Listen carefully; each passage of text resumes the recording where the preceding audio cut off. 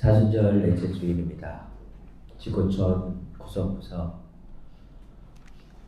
모든 생명에게 전쟁으로 또 폭력으로 그리고 몸과 마음의 질병으로 아픔에 처해 있는 모든 생명들에게 참다운 평화와 안식을 비는 마음으로 이 사순절 넷째 주일 예배 드리도록 하겠습니다. 다 함께 침묵하시겠습니다. 나를 멈추게 하는 것들. 보도블록 틈에 핀 쓴박이 꽃 한 포기가 나를 멈추게 한다. 어쩌다 서울 하늘을 선회하는 제비 한두 마리가 나를 멈추게 한다. 6개월 안에 봄볕에 단 까만 얼굴로 도라지를 다듬는 할머니의 옆모습이 나를 멈추게 한다. 굽은 허리로 실업자 아들을 배웅하다 돌아서는 어머니의 뒷모습은 나를 멈추게 한다. 나는 언제나 나를 멈추게 하는 그 힘으로 다시 걷는다. 아멘. 이제 송원석 지사님 나오셔서 기도를 해주시겠습니다. 기도하시겠습니다. 사랑과 자비가 끝이 없으신 하나님 아버지, 오늘 저희는 깨어진 세상을 가슴에 품고 주님의 위로와 공의가 이 땅에 임하기를 간절히 기도하며 모였습니다. 각자의 삶에서 분투하며 얻은 상처와 세상을 바라보며 느끼는 비통함을 주님 앞에 정직하게 내어놓습니다. 주님, 저는 2년이라는 긴 시간 동안 16개 학급의 학령부장이라는 무거운 멍에를 메고 달려왔습니다. 사람들은 행정적 수고와 업무의 과다를 걱정해 주었지만 정작 저를 깊은 어둠으로 몰아넣은 것은 업무의 양이 아니었습니다. 그것은 매일 마주하는 아이들을 존엄한 인격체로 바라보지 못하고 행정의 대상이나 훈육의 숫자로 치부하게 된 저의 메마른 마음이었습니다. 교사로서 아이들을 온전한 사랑으로 품을 수 없게 되어가는 제 모습에 스스로 괴로워하며 자괴감 속에 눈물을 짓던 밤들이 많았습니다. 이제 주님의 은혜로 학생 자치와 동아리 활동을 맡으며 그 질식할 것 같던 무게에서 벗어나 다시 소통의 기쁨을 회복하게 하시니 감사합니다. 그러나 여전히 그 좁고 험한 길을 묵묵히 걷고 있는 동료들을 생각하면 미안함의 마음이 저려옵니다. 주님, 그들의 지친 어깨를 안아주시고 그들이 아이들의 맑은 눈망울 속에서 다시 소망을 발견할 수 있도록 세임과 넉넉한 은총을 더하여 주시옵소서. 주님, 이제 고개를 들어 전쟁의 포화 속에 신음하는 세계를 바라봅니다. 최근 미국의 이란에 대한 폭력의 광기 속에 배움의 기쁨으로 가득해야 할 초등학교 교실이 비극의 현장이 되었습니다. 꽃 피우기도 전에 져버린 어린 여학생들의 죽음 앞에 저희는 참담한 심정으로 머리를 숙입니다. 어떤 명분과 정치적 이익도 아이들의 생명보다 소중할 수 없음을 고백합니다. 무고한 아이들의 피가 흐르는 이 잔인한 현실을 방관하는 저들을 엄히 꾸짖어 주시옵소서. 전쟁은 단지 건물을 파괴하는 것이 아니라 인간이 지녀야 할 최소한의 도덕과 다양성을 존중하는 마음마저 잿더미로 만들고 있습니다. 주님, 간절히 구하오니 이 사륙의 행진을 멈추게 하옵소서. 희생된 아이들의 영혼을 주님의 따뜻한 품에 안아주시고 유가족들의 찢어진 가슴을 위로하여 주시옵소서. 타인의 고통을 나의 아픔으로 느끼는 생명의 감수성이 이 땅 위에 다시금 들불처럼 일어나게 하옵소서. 마지막으로 삶을 대하는 태도를 돌아봅니다. 우리는 때로 마음의 가치만을 앞세워 주님께서 거하시는 거룩한 성전인 우리의 몸을 함부로 대했습니다. 주님, 이제는 마음의 평안만큼이나 소중한 우리의 몸에 대해서도 예의를 지키는 삶을 살게 하옵소서. 나를 돌보는 것이 곧 주님의 창조 질서를 존중하는 이름을 깨닫게 하시고 무분별한 욕심으로 몸을 혹사하지 않게 하옵소서. 절제와 돌봄을 통해 건강한 육신으로 주님의 선한 도구가 되는 지혜로운 동력의 청지기가 되게 하옵소서. 우리의 연약함을 아시는 주님, 오늘 드리는 이 기도가 입술의 고백으로 끝나지 않고 삶의 신청과 평화를 향한 발걸음이 되게 하옵소서. 우물가의 여인에게 말 걸어주셨던 예수 그리스도의 이름으로 기도드립니다. 네, 한 주간 동안 잘 지내셨습니까? 오늘은 밴드 실시간으로 들어오신 분들이 많네요. 이지원 집사님과 의리를 지키기 위해서. 네, 김가인 집사님, 또 우리 효정 집사님, 장혜숙 집사님 촬영해 주셨습니다. 야, 봄이 왔습니다. 밤에 눈을 뜨다니 참 오면 좋겠네. 이지원 집사님께서 오늘 본문 말씀 들으시면서 소감을 써주셨습니다. 감사합니다. 요한복음은 다른 마태, 마가, 누가 세 개의 복음서하고 쓰는 필체가 완전히 다릅니다.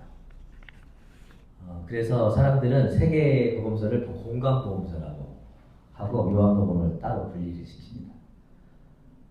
이 세 개의 복음서는 예수님의 생애를 중심으로 갈릴리 사역, 그다음에 뭐 치유, 기적, 비유 이야기 중심으로 쓰고요. 예수님의 생애의 마지막 일주일 기간을 또 적나라하게 표현을 하시면서 그렇게 생애 중심으로 서술을 합니다. 요한복음은 예수님의 생애 어디서부터 시작하죠? 요한복음은 태초에 빛이 있었다. 이렇게 태초부터 시작을 합니다. 그래서 요한복음은 굉장히 신비적이고 영적인 그런 복음서라고 합니다. 여러분들 요한복음을 읽어보셔서 아시겠지만 예수님을 묘사하실 때 나는 세상의 빛이다. 나는 생명의 빵이다. 말씀이다. 나는 선한 목자다. 뭐 이런 표현들이 요한복음에만 나와요. 마치 그 요한복음 공동체가 광야에서 따로 공동체를 읽으면서 금욕하고 절제하고 이러면서 신비주의적인 영성을 추구했던 그런 그 광야의 신비적 공동체라고 하거든요. 그 사람들이 자기들이 고백하고 있는 예수님의 모습을 마치 예수님이 나는 뭐다, 나는 뭐다 라고 하는 그런 마치 신앙적으로, 철학적으로, 영적으로 당신을 이렇게 말하는 방식으로 서술을 하고 있다는 겁니다. 그러니까 공동체의 고백을 예수님 스스로가 얘기하는 방식으로 표현을 하고 있다는 겁니다. 그래서 굉장히 요한복음에서 요한복음 읽을 때마다 되게 어려워요. 다른 복음서에 비하면 요한복음서 난해한 그런 2주 전에 얘기했던 게 거듭남에 대한 거잖아요. 새롭게 태어나는 거. 굉장히 영적인 얘기거든요. 그리고 지난주에 얘기한 거는 사마리아 여인과 우물가에서 만난 사마리아 여인, 남편도 다수도 있고 사람들 눈을 피해 다니면서 잘 섞이지 않는 그 사람과 신비적 합의를 이루는 그런 이야기예요. 예수님이 대화의 과정 속에서 굉장히 영적인. 오늘 읽은 것도 누가 소경이냐라고 하는 겁니다. 눈을 못 보는 사람이 안 보이는 사람이 소경이냐, 아니면 눈 어두워서 정말 사물을 제대로 인식하지 못하고 살아가는 그런 사람들이 눈은 소경이냐, 이 화두를 딱 던지는 그런 이야기입니다. 오늘 본문을 다 읽지 않았어요. 너무 많아서 다 읽지 않았는데 처음에 눈먼 소경이 등장을 합니다. 옛날 사람들은 뭐 우리 어렸을 때도, 지금은 사실은 그런 문화가 많이 없어졌지만 우리 어렸을 때도 아프면 하나님한테 벌 받았더라고요. 아픈 것도 서러워 죽겠는데, 그죠? 근데 또 그 하나님한테 벌 받았다. 네가 뭔가 잘못했기 때문에 하나님한테 벌 받았다라고 하는, 억울하잖아요, 그죠? 아픈 것도 서러워 죽겠는데, 서럽잖아요. 그런데 그런 시각으로 사람들이 바라봤어요. 본문도 사실은 제자들이 물어보는 거예요. 누구한테 벌 받은 거냐 이거예요. 내 잘못 때문에 그런 거냐, 부모 잘못 때문에 그런 거냐, 아주 단도직입적으로 전제를 깔고 물어보는 거예요. 예수님이 사실 들으면서 이거는 이 사람이 벌을 받은 게 아니다. 이 사람이 뭔가 잘못했기 때문에 그런 게 아니라 이건 사회적 편견이다. 그런 얘기를 하는 거예요.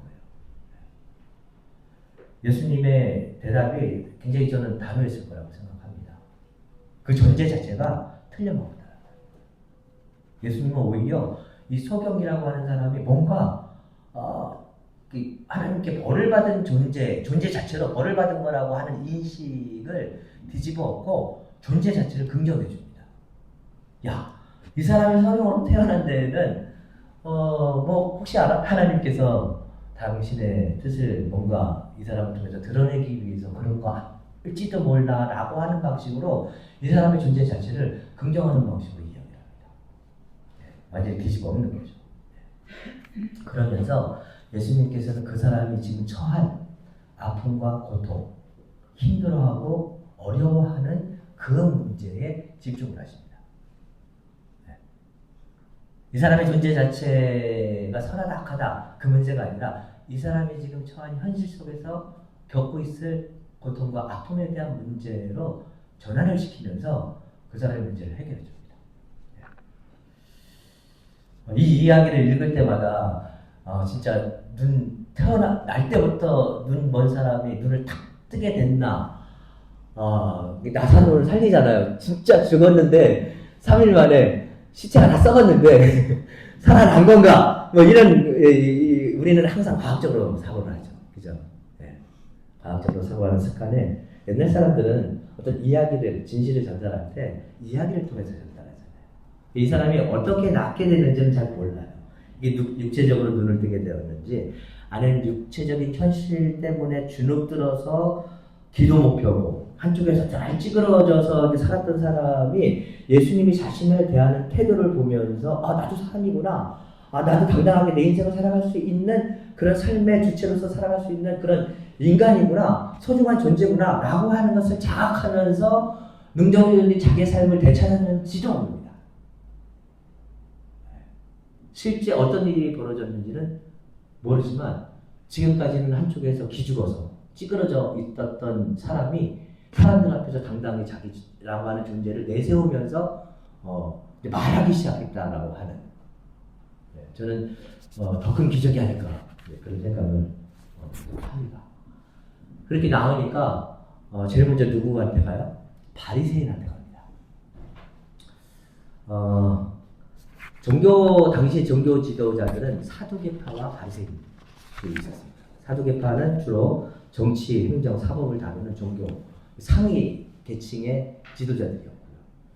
바리새인들은 생활 속에서 공동체적으로 율법을 우리가 잘 지키자, 율법의 정신을 생활 속에서 잘 구현하자라고 하는 측면에서 율법 생활 운동가였어요. 그래서 사두개파 사람들은 대부분의 사람들이 누구였냐면 제사장이었습니다. 제사장 그룹에 속하는 사람들이 사두개파였습니다. 왜냐하면 신정사회였기 때문에 제사를 다루는 사람이 당시의 모든 사법권, 행정권 이걸 다 지고 있었던 거죠. 근데 더러는 그런 사람들이 있죠. 바리새파 사람 그러니까 제사장임에도 불구하고 바리새파에 속해서 대중들과 함께 율법 실천 운동가였던 사람들도 있었던 거예요. 자, 왜 바리새파 사람을 만나러 갔냐면 당시의 정결법에 의하면 나으면 이 사람이 제사장에 의해서 이 사람은 병이 깨끗이 나았습니다라고 하는 그 확증을 받아야 돼요. 그래야지 이 사람이 공동체 밖으로 분리됐다가 공동체 안으로 들어갈 수가 있습니다. 우리가 마치 병원에 가서 의사한테 땅 이 사람은 이제 그 완치 판정 됐습니다라고 인증을 받는 거랑 똑같이 제사장을 찾아가서 확증을 받아야 공동체로 다시 돌아갈 수가 있었습니다. 그러니까 그런 측면에서 바리새인 중에서 이제 제사장이었던 사람을 찾아가는지도 모릅니다. 그런데 이 종교 지도자였던 이 바리새인이 예수를 대하는 태도가 별로 달갑지가 않습니다. 이게 이제 오늘 읽은 본문 뒤에 나오는 얘기입니다. 반갑지가 않아요. 일단 예수 운동 자체가 자기들은 그 율법 그리고 예를 들면은 이제 당시의 종교, 행정, 뭐 사법 이런 것들을 다 이렇게 나름대로 이제 그 사회 안에서 다루면서 지도계층에 속하는 사람인데 예수 운동 자체가 사람들에게 인기가 높아지는 것 자체가 불편합니다. 불편합니다. 그리고 단순히 불편한 게 아니라 자신들이 가지고 있는 종교 체제 안에 있는 모순 덩어리들이 하나씩 하나씩 밖으로 드러내는 것 자체가 그것도 불편합니다. 그것도 불편합니다. 병 고치고 재판하고 낫고 치유하고 이 영역은 사실은 종교 지도자들의 영역이에요. 그래서 본인들이 그렇게 관리하면서 사람들이 그렇게 회복되고 나아지는 모습을 보면서 재판을 통해서 해결되고 이런 걸 통해서 자신들의 인기가 사람들 대중 안에서 이렇게 스며들어야 되는데 그러지 못하고 오히려 어디서 듣도 못한 이상한 거렁뱅이 같은 사람이 나타나가면서 사람들 안에서 관계하면서 이게 진정한 신앙운동이다라고 얘기를 하면서 그 사람의 인기가 높아가는 것 자체가 자기들의 영역을 침해하는 것 같아서 불편했는지도 모릅니다. 그래서 트집을 잡기 시작합니다. 아니 저 사람이 지금 안식일에 일을 하고 있다. 저 사람이 안식일에 일을 하는 걸 보면 법을 어기는 걸 봐서는 저 사람은 진짜 참된 신앙인이 아니다. 그렇게 얘기를 하고요. 그리고는 진짜 날 때부터 서경이었던 사람이 맞냐? 진짜 맞아?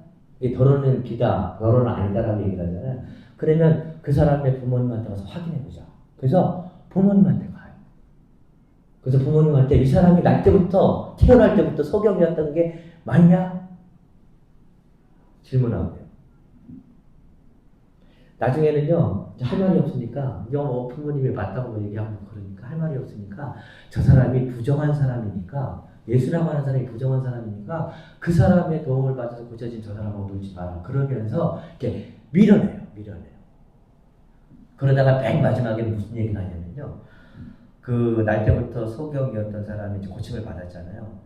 내가 그 예수라고 하는 사람이 어떤 사람인지 모르지만 분명한 건 그 사람이 내 아픔에 공감해줬고 나를 만져줬고 내 마음과 육체의 병을 고쳐준 것만큼은 맞다. 그걸 사람들 앞에서 아주 공적으로 얘기를 해주니까 바리새인이요 이 소경을 쫓는다라고 나와요.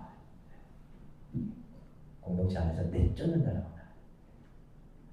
자신들이 가지고 있는 권력을 가지고 불편한 거예요. 이 되어가는 모든 이야기를 듣고 예수님께서 던지는 화두입니다. 이 소경은 눈이 어두워서 못 볼 뿐이지 안 보여도 자기 앞에 자신의 존재의 가치를 알아봐주는 그 존재의 가치를 볼 줄 아는 열린 눈을 가지고 살아가는 사람이잖아요. 그런데 소위 잘났다라고 하는 종교 지도자들, 대중들을 종교 근본, 삶의 근본으로서 인도해 나가는 이 사람들은 자기 앞에 있는 사람의 고통과 아픔은 차치하더라도 자기 앞에 있는 그 한 사람 한 사람의 그 소중한 존재의 가치조차도 알아보지 못하고 살아가고 있는 이 사람의 현실을 보면서 누가 진정 소경이고 누가 정말 눈먼 사람이냐라고 하는 화두를 오늘 예수님께서 던지고 계시더라고요.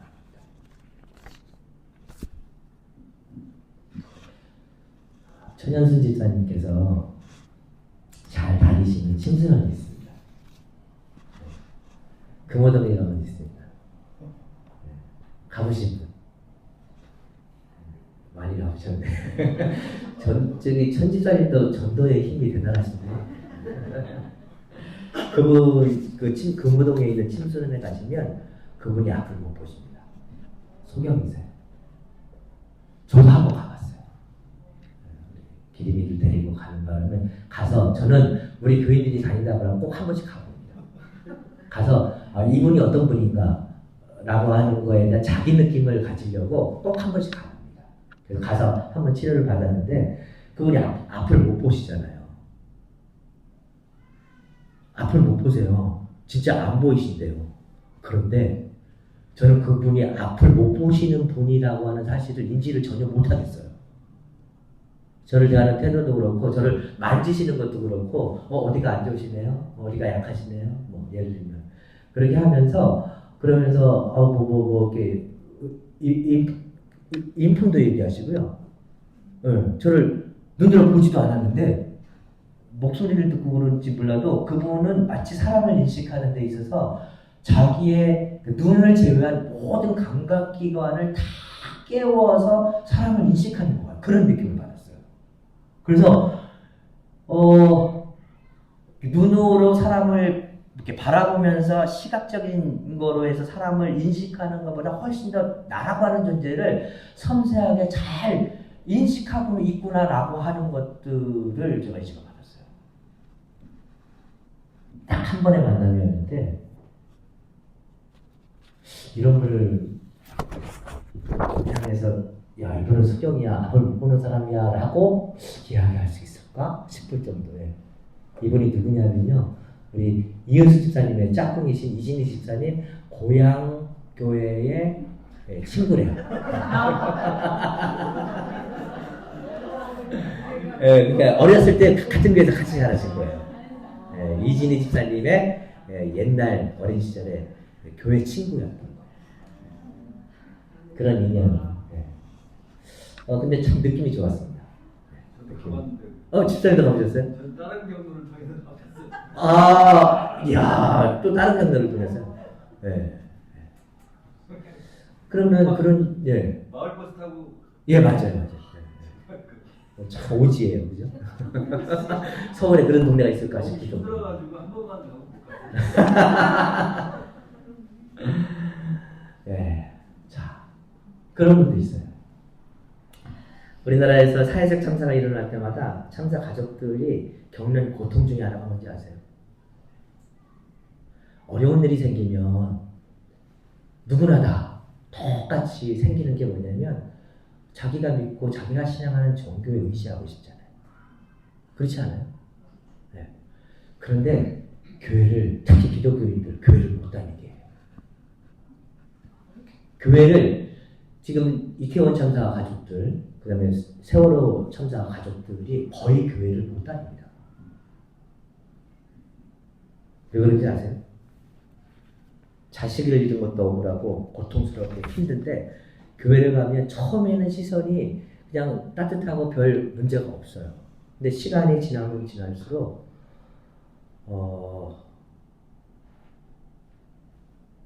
이제 그만하라는 뭔가 잘못했 목사님 설교도 어떨 때 항상 그런 게 아니지만 뭔가 잘못했으니까 하나님한테 벌을 받았다는 둥. 그 정도 했으면 되지 않았을까? 뭐 그런다고 죽은 사람이 되더라 뭐냐?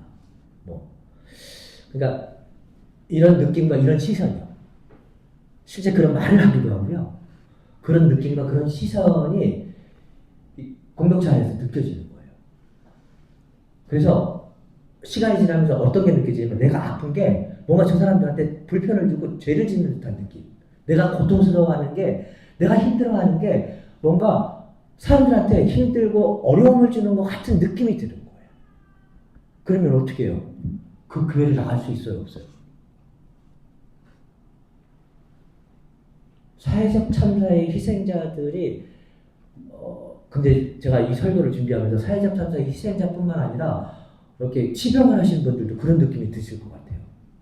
그러니까 이제 나는 아파 죽겠는데 내가 아픈 게 자꾸 사람들한테 부담을 주는 것 같은 느낌이 드는 거예요. 어느 누구도 부담을 안 느끼는데 내가 그럴 수도 있어요. 근데 때때로는 그럴 수도 있다.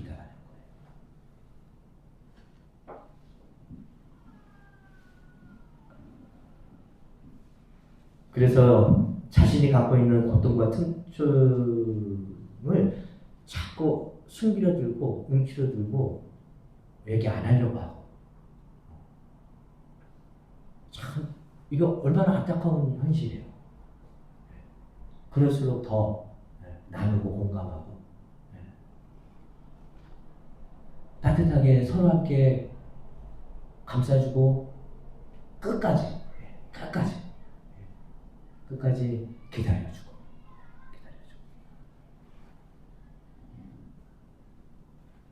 내가 너무 힘들고 아픈데 내가 힘들고 아파할 수가 없는 거예요.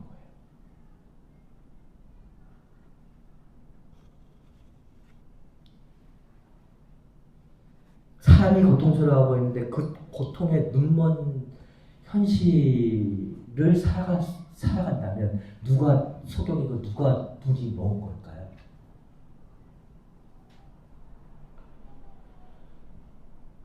제가 너무 무거운 얘기만 하고 있죠? 이거는요, 신영국 선생님이 통역당 사건으로 근 20년 동안 감옥 생활을 하셨어요. 아시죠? 네. 그분이 감옥에서 매일매일 편지를 쓰고 일기를 쓰고 그거를 감옥 밖에 이제 형수님하나 이렇게 편지를 보낸 거. 그 책이 나왔죠? 감옥으로부터의 사색입니다. 그 책에 이런 편지예요. 형수님께. 풀냄새, 흙냄새.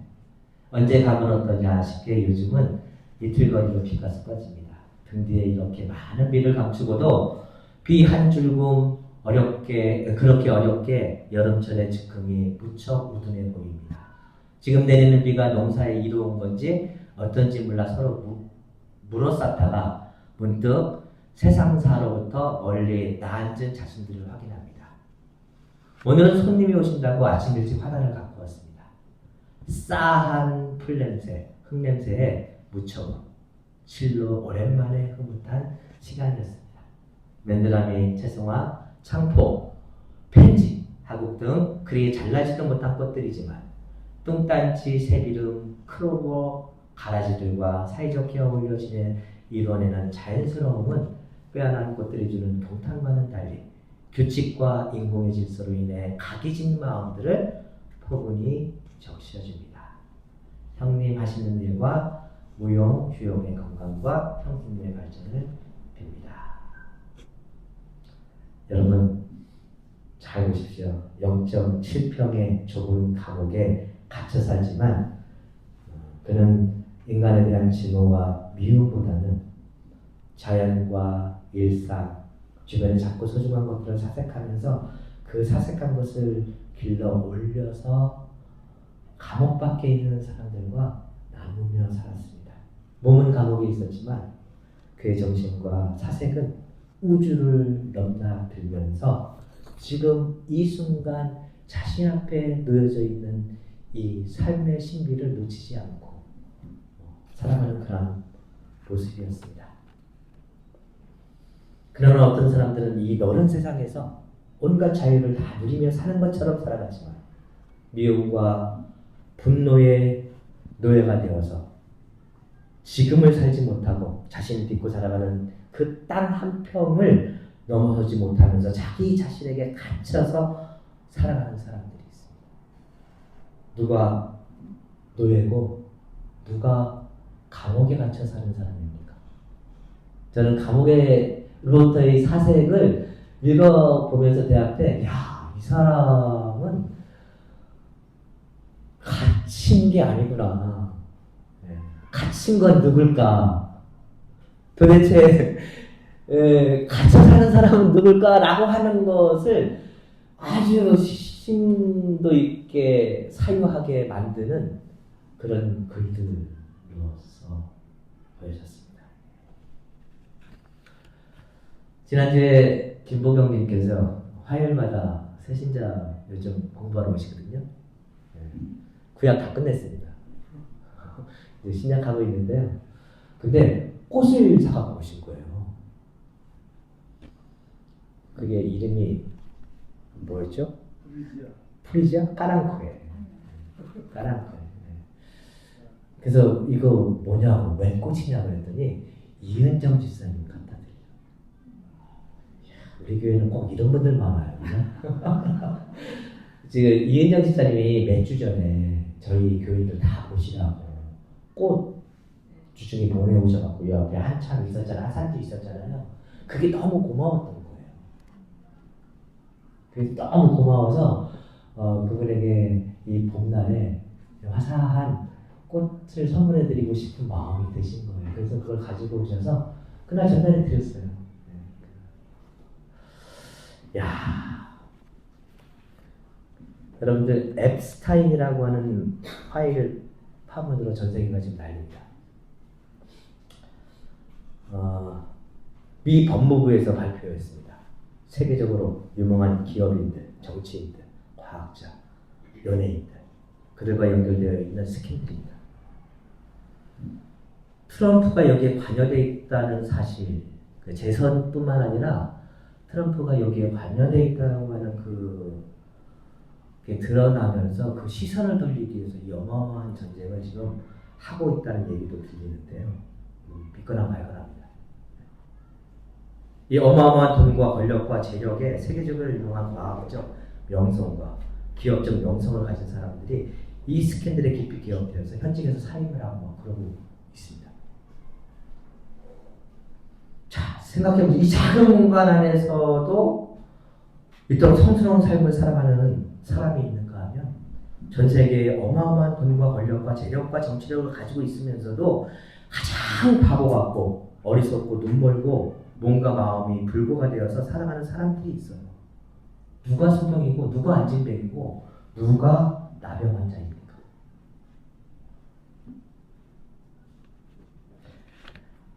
겐가이어라고 하는 사상가는 영혼의 창이라고 하는 데서 뭐라고 얘기했냐면요. 방고 작품에서 서서 화려한 채색만 본다면 방고를 보지 못하고 그가 사용한 팔레트만 본 것이다.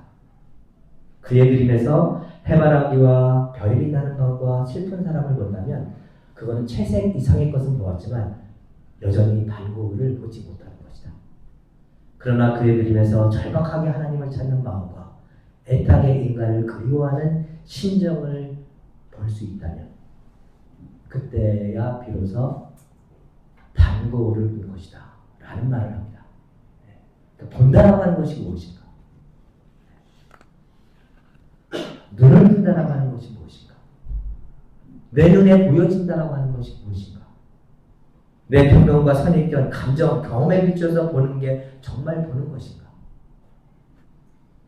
사람을 평면으로 이해한다는 게 무엇인가? 사람을 입체로 살아왔던 삶의 시간들, 그 자라왔던 삶의 환경들, 그 안에서 그 사람을 이해하고 본다라고 하는 것이 무엇인가?